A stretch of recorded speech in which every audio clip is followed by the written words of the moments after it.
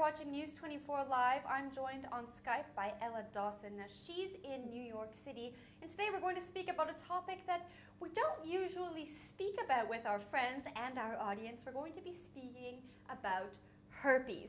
Now, Ella is very public about her journey with herpes. So, Ella, I'm going to hand it over to you. Thank you so much for joining me. And why don't you start off by telling us how this whole thing started?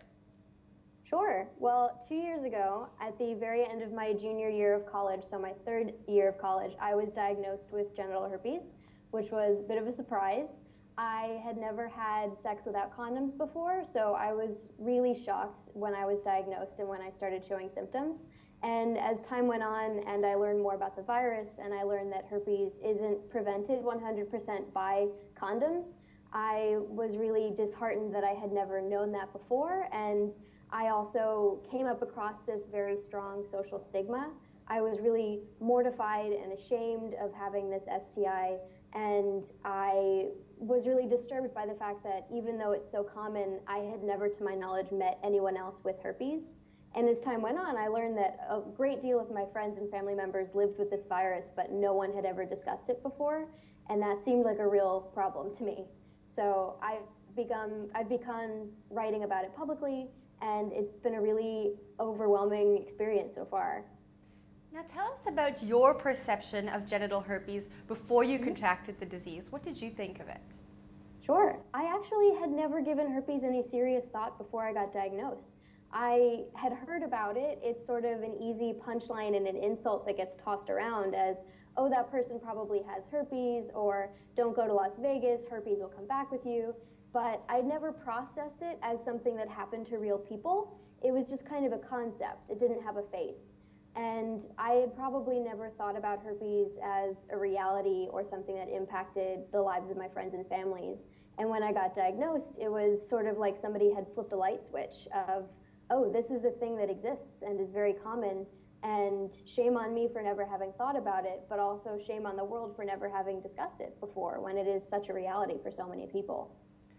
Now, talk us through what you were feeling when you received the diagnosis. What's the first thing you did? What was going through your head? I was very ashamed. I was very scared. My first few reactions were, how am I ever going to have a normal sex life? Will anybody ever love me again? And how is this going to impact dating? And the first thing that I did was actually call my mom as soon as I left the health clinic. And she immediately made it very clear that she still loved me, that it wouldn't change anything in our family, that it was just something that had happened.